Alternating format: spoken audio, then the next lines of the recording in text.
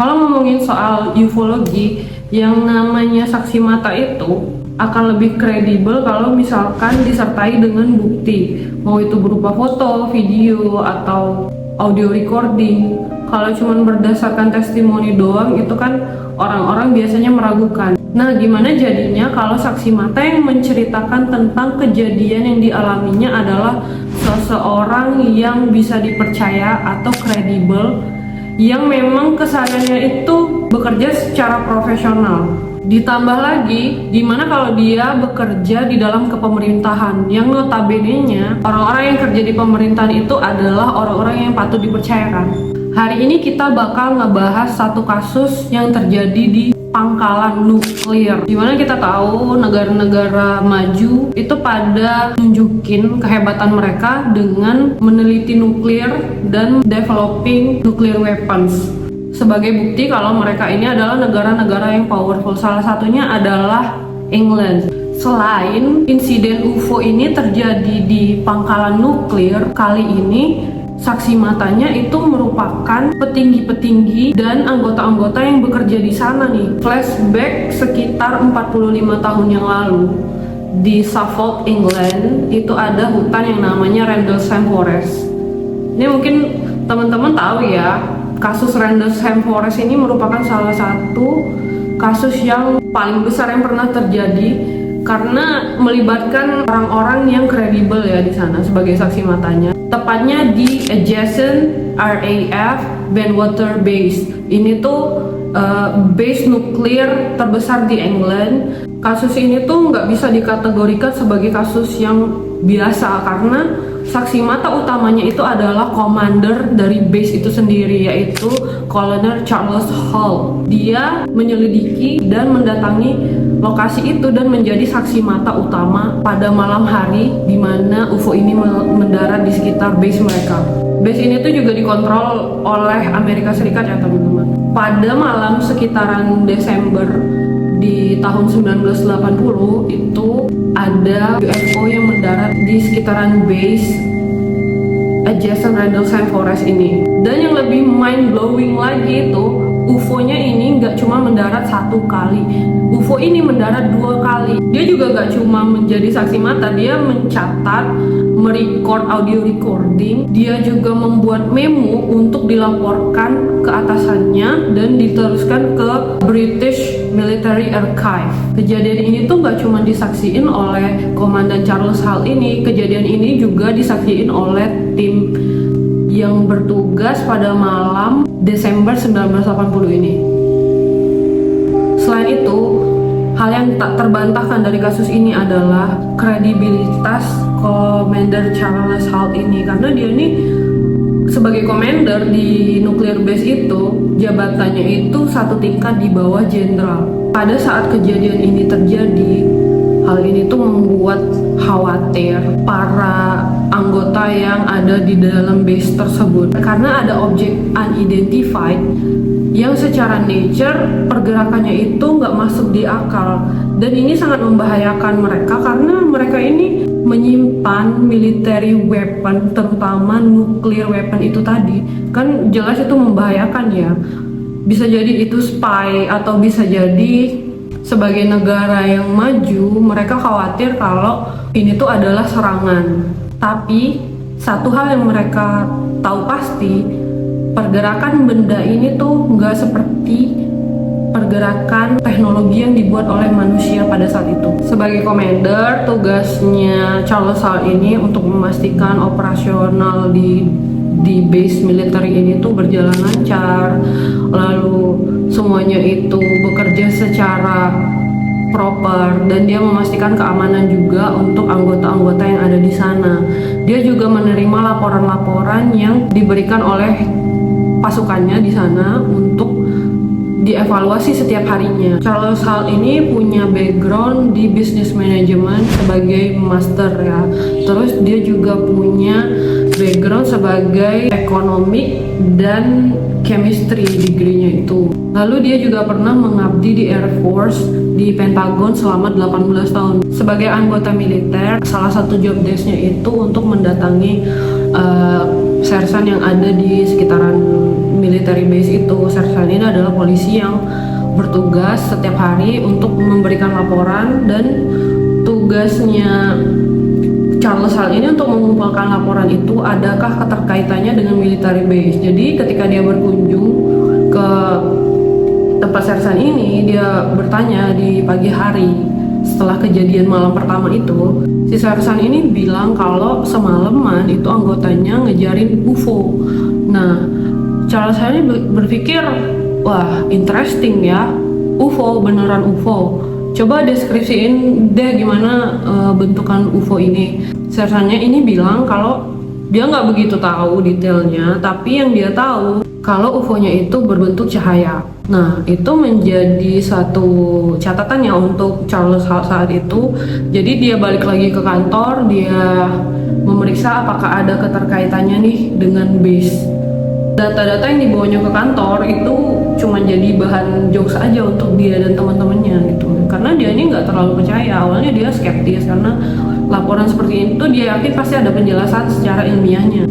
Tapi di balik itu hal ini menjadi concern juga untuk kepolisian di sana, untuk Charles Hall-nya sendiri dan military base di sana, kalau hal kayak gini tuh emang nggak pernah terjadi sebelumnya. Makanya mereka take notes untuk ini dan tetap waspada. 2 hari kemudian Combat Support Group-nya ini ngadain dinner bareng gitu. Jadi mereka ini kayak ngadain acara dimana mereka itu ngundang squadronnya, terus ngundang family-nya untuk makan banquet sama-sama, untuk ngerayain achievement, gathering gitulah. Nah, tiba-tiba dia ini dipanggil oleh salah satu sersan yang bertugas di military base-nya ini untuk kepentingan urgensi yang harus segera ditindak.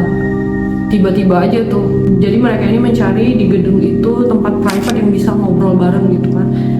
Setelah mereka ketemu tempat private yang nggak ada orang, sersan ini ngasih tahu kalau UFO itu balik lagi ternyata. Nah, di sini Charles Hall itu kaget dan segera tuh dia minta timnya untuk ngumpul dan segera menginvestigasi apa yang sebenarnya terjadi. Dia minta salah satu timnya untuk membawa kamera.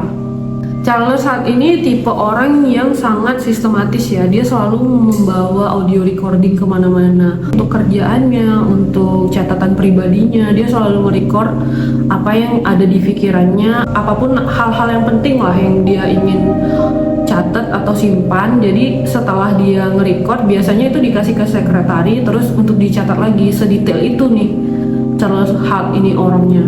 Tim yang diminta oleh Charles Hall ini untuk bawa kamera itu namanya adalah Sersan Neville. Sersan Neville ini dimintain bawa kamera itu bukan gak ada alasan ya. Charles Hall meminta Sersan Neville untuk membawa kamera untuk disprove, untuk membuktikan nih kalau emang gak ada sih yang perlu dikhawatirin. Pasti semuanya ini bisa dijelasin gitu menurut Charles Hall.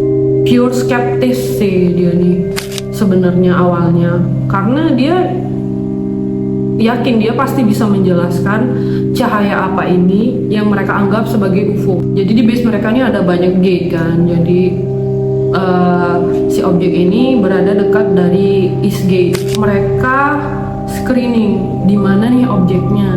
Ketika mereka screening, yang ada di benaknya Charles Hall ini hanyalah ini tim udah pada ngumpul, polisi udah pada terjun. Ketakutan Charles Hall itu cuman nanti mereka ini malu kalau emang sebenarnya nggak ada apa-apa di situ. Kita udah nerjunin squadron, kita udah nerjunin policeman, tapi ini tuh cuman kasus receh aja.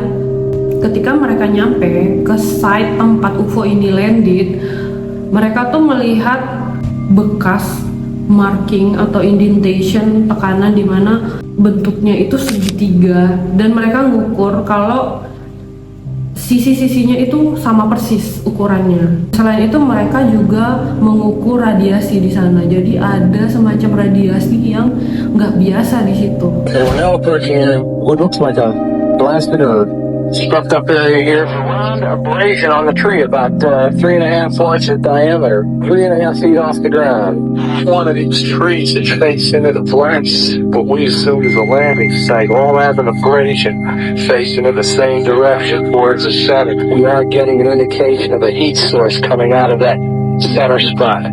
Looks like some form of energy. Setelah kasus ini naik, banyak skeptis yang bilang bisa jadi itu bekas dari hewan-hewan yang ada di sana karena itu kan hutan ya. Lalu ada juga skeptis yang bilang bisa jadi cahayanya itu berasal dari mercusuar. Di sekitar sana tuh ada mercusuar, bisa jadi itu cahaya dari mercusuar. Nah, semua ini dibantah oleh Charles Hall. Karena pertama, kalau bekas itu memang disebabkan oleh hewan-hewan yang ada di sana, kenapa bentuknya itu perfectly simetris segitiga gitu? Di tengah hutan yang padat seperti itu, di atas bekas tempat objek ini mendarat, tepat di atas pohon-pohon itu, ada semacam lubang atau clearing di mana seolah-olah emang ada objek ini tuh benar-benar ada yang landing nih di sini menurut Charles Hall. Cahaya mercusuar yang ada di sana juga gak menjelaskan apa-apa karena cahaya mercusuar itu berwarna putih sementara objek yang dilihat oleh para saksi mata ini berwarna oranye kemerahan seperti cahaya api gitu. Tapi bukan kebakaran hutan. Charles Hall juga memberikan kesaksian kuat yang membuktikan kalau radiasi di sekitar marking itu memiliki tingkatan atau level yang nggak normal karena dia ini punya background chemistry kan, jadi dia bisa mengukur radiasi. Dan pada malam itu mereka nggak cuma mengukur ukuran size di bekas landing site-nya aja, dia juga mengukur radiasi. Dia bikin memo di sana nyata, terus dia bikin sketsa, lalu juga dia punya bukti audio recording real time yang direkam pada malam kejadian itu bersama tim-timnya ini yang turun ke lapangan. Charles Hall itu menekankan kalau dia punya background di military, khususnya di Air Force, dan pada saat di Air Force dia juga ngambil kelas untuk mengukur radiasi. Dia juga bisa mengukur pattern dari radiasi itu, dia bisa mengukur udara di sana. Jadi itu nggak terbantahkan lagi kalau memang radiasi di landing site itu memang benar-benar ada. Pohon-pohon yang ada di sekitar landing site ini tuh adalah pohon-pohon pinus. Seperti yang kita tahu, pohon pinus itu kan branch-nya itu padat gitu kan. Jadi ketika Charles Hall dan teman-temannya berdiri di landing site ini menginspeksi area itu, tiba-tiba mereka melihat cahaya di sekitaran sana yang nggak jauh dari pemukiman para petani yang ada di sana. Dan bener aja yang mereka lihat ini adalah UFO yang dijelaskan oleh para saksi mata di malam-malam sebelumnya itu tadi. Yang dikhawatirkan Charles Hall pada malam hari itu adalah keselamatan warga di sekitar sana karena UFO-nya ini seperti penjelasan Charles Hall ibaratkan bola mata tapi berwarna merah keorenan bercahaya seperti api. Di tengahnya itu ada lingkaran hitam. Nah, cahaya dari UFO ini sampai menyinari atap-atap rumah warga di sekitaran sana. Mereka selalu membawa walkie-talkie ya. Jadi ada beberapa tim yang terpecah pada malam itu yang tersebar untuk menginvestigasi kasus ini. Mereka saling komunikasi lewat walkie-talkie. Tapi anehnya ada kejadian-kejadian di mana walkie-talkie ini tuh nggak berfungsi sebagaimana mestinya. Dan kejadian itu jarang terjadi ya, karena mereka kan udah kebiasa pakai walkie-talkie untuk berkomunikasi. Tapi pada malam hari itu banyak banget interference yang terjadi. Aneh ya. Mereka juga notice kalau hewan-hewan di sekitaran hutan itu tuh bersikap aneh. Karena mereka kan biasa tuh patroli di sekitaran hutan itu, tapi ini tuh berisik banget, hewan-hewannya itu kayak menunjukkan sesuatu kejanggalan gitu. Mereka memperkirakan kalau jaraknya itu 150 meter sampai 200 meteran. Itu kan nggak terlalu jauh, tapi objeknya itu lumayan gede katanya. Objeknya ini stationary atau hovering, jadi diem aja gitu di sekitaran sana. awalnya Charles Hall ini mengira itu tuh kayak reflection dari cahaya, entah itu dari bawah atau dari bulan atau emang yang bisa dijelasin secara natural, atau emang ini tuh awan yang ada warnanya gitu kan. Biasanya kita ngelihat awan yang bentuknya aneh gitu kan, tapi menariknya pada malam itu nggak ada awan sama sekali di sana. Malam itu tuh cerah. Nah, UFO-nya itu tiba-tiba bergerak ke arah mereka. Jaraknya itu semakin dekat. UFO-nya juga kelihatan kayak bergerak naik turun kiri kanan menghindari pohon-pohon yang ada di depannya. Jadi UFO-nya yang dari di atas tadi menuju ke arah mereka, turun menghindari pohon-pohon. Makanya mereka notice jaraknya ini semakin dekat karena cahayanya semakin gede. Secara detail Charles Hall ini sudah sering menjelaskan di berbagai media ya, kalau objek yang mereka lihat ini tuh kayaknya highly intelligent atau dikontrol secara intelijen, karena pergerakan seperti itu nggak mungkin nih teknologi manusia bisa melakukan. Dan yang anehnya ketika objeknya itu mendekat, terus objeknya balik lagi ke field, ke area hutan-hutan itu, dan mereka menyaksikan kalau objek itu hovering lagi selama kurang lebih 20-30 detik, dan tiba-tiba ya objeknya itu pecah. Yang tadinya merah keorenan itu pecah tiba-tiba menjadi serpihan-serpihan atau objek-objek yang lebih kecil tapi warnanya itu putih. Apaan ya itu ya? Objek ini bentuknya nggak jelas. Gimana ya ngejelasinnya itu? Kayak ngerti nggak sih objeknya itu? Kalau disuruh deskripsiin bentuknya itu mereka nggak tahu, tapi yang mereka tahu itu tuh emang bentukannya tuh cahaya, seperti Sersan yang tadi awalnya ngelapor ke Charles Hall ini kalau yang dia tahu itu tuh cahaya sebenarnya. Tapi yang sangat dia notice itu adalah lingkaran hitam yang ada di tengah-tengah objek ini tuh. Aneh banget ya, aku ngebayanginnya tuh kayak telur ikan kali ya. Kayak aku pernah lihat film Finding Nemo, kalau dimana telur ikan itu kan warnanya agak oranye, di tengahnya tuh kayak ada embrio ikan itu kan, mungkin kayak gitu kali ya. Setelah objek itu pecah jadi bagian-bagian yang kecil kan, mereka langsung nih ke area dimana objek ini memecahkan diri yang jadi bagian-bagian putih. Lalu mereka ini berusaha mencari apakah ada residu atau bekas kebakar di situ, atau ada serpihan-serpihan lah, karena kan emang terlihat kalau benda itu tuh kayak puffing atau kayak apa, memecahkan diri. Pasti ada bagian-bagian yang jatuh di sekitar sana, tapi mereka nggak nemuin apa-apa. Mereka cuma ketemu sapi dong di sana, sapi hutan. Nah, pas mereka lagi nyari-nyari serpihannya itu kan, tiba-tiba di arah utara mereka melihat satu objek lagi nih. Tapi kali ini objeknya itu bentuknya berubah-ubah. Awalnya bentuknya itu seperti setengah half moon, bulan yang setengah itu, terus jadi ellipse, terus jadi bentuknya kayak softball, kayak kapsul. Saat itu juga mereka langsung hubungin bagian radar yang ada di base. Jadi untuk nge-track apakah di radar itu ke-track nih benda yang lagi mereka saksikan ini. Ini real time ya mereka, jadi ketika mereka melihat benda itu sambil tektokan tuh sama orang yang ada di bagian radar. Terus kata orang bagian radarnya nggak ada apa-apa di sana. Jadi objek ini hovering di sana berubah-ubah shape-nya dari half moon jadi softball itu tadi. Mereka saksikan secara real time tapi nggak ke-track sama radar. Di tengah-tengah kejadian itu mereka nggak cuma nyaksiin satu objek, mereka nyaksiin beberapa objek yang berterbangan tuh di atas langit.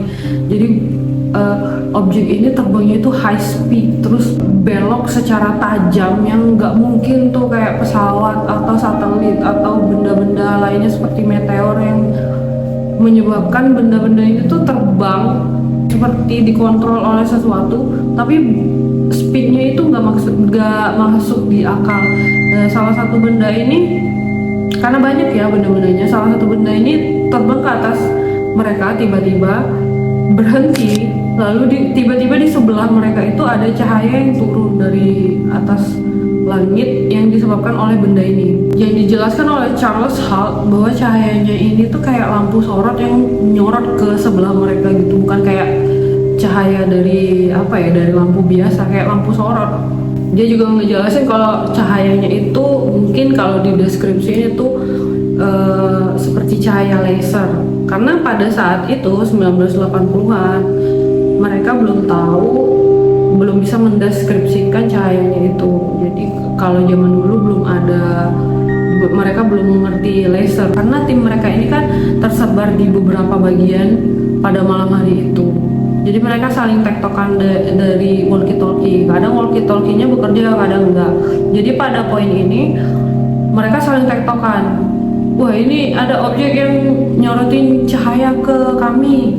Terus dari sisi lain, tim lain ada objek yang nyorotin cahayanya juga ke storage area, di area penyimpanan. Jadi objeknya ini tuh berterbangan di mana-mana di area Rendlesham Forest, di nuclear base mereka ini. Sampai mereka tuh berpikir apa nih? Apakah ini komunikasi? Apakah ini peringatan? Terus kami harus ngapain nih? Dengan kecepatan seperti itu, dengan manuver yang seperti itu, mereka berpikir ini kalau memang yang mengendalikan manusia atau awaknya yang ada di dalam objek ini tuh manusia, itu nggak mungkin sih, karena force of gravity-nya itu nggak mungkin, tekanan gravitinya itu nggak mungkin manusia bakal survive di manuver benda dengan pergerakan yang seperti itu. We stopped somewhere back there at the site, and that's when we saw the object out here, and it came into the forest.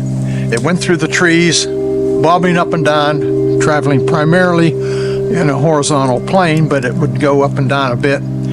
And we tried to get close. We came up toward the fence, the barbed wire fence up there, and it went back out into the field, and then it exploded silently into objects, white objects, and disappeared.